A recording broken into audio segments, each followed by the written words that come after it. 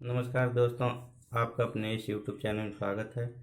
तो दोस्तों, हमेशा की तरह आज मैं आप सभी के लिए एक और गीत लेकर आया हूँ। जो ये भी जो दोस्तों, इसके पहले भी हमने एक गीत को डाला था आप सभी के बीच में।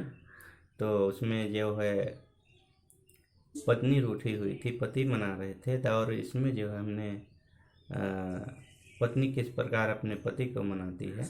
तो वाजिब है दोस्तों कि दोनों में कुछ कहा सुनी हो ही जाती है। कभी पत्नी मनाती है, कभी पति मनाते हैं। ऐसा आप सभी के बीच में होता होगा, देखे होंगे, सुने भी होते होंगे और होता भी है, सभी को मालूम है। तो चलिए हम आपको सुनाते हैं किस प्रकार ये पत्नी अपने पति को मनाती है और उनके पति जो हैं आए दिन हमेशा रूठे ही रहते हैं।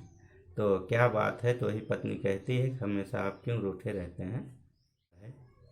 सैया हमारी गलतिया बतावा तनी, ज्यादा हमरा के अब ना सतावा सुनी।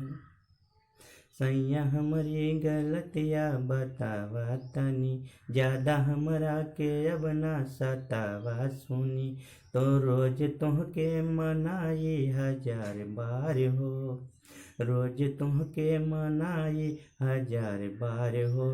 काहे रूठेला सैया तू बार बार हो, काहे रूठेला सैया तू बार बार हो। रोज तुहके मनाई 1000 बार हो, 1000 बार हो।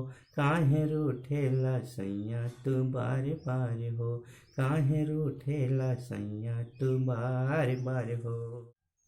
7 किस्म के खाना बना के लौनी परोस हम थाली सजा के।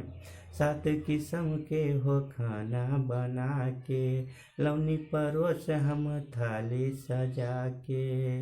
नाही जेवला तू थाली के टार टार हो, नाही जेवला तू थाली के टार टार हो। रोज तुहके मनाई 1000 बार हो, रोज तुहके मनाई 1000 बार हो। इतना सतई बात नैहर के जाइब, लवट के कबहू न जिंदगी भर आइब। इतना सतई बात नैहर के जाइब, लवट के कबहू न जिंदगी भर आइब।